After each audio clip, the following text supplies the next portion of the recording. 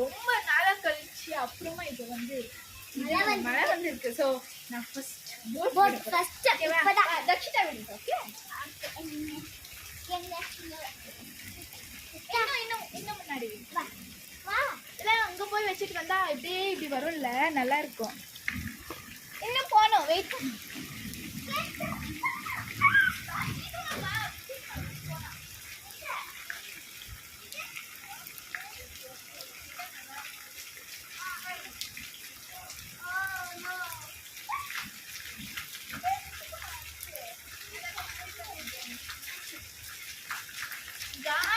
அங்க பாத்தீங்கன்னா அங்க விட முடியல, நிறைய தண்ணி இல்ல.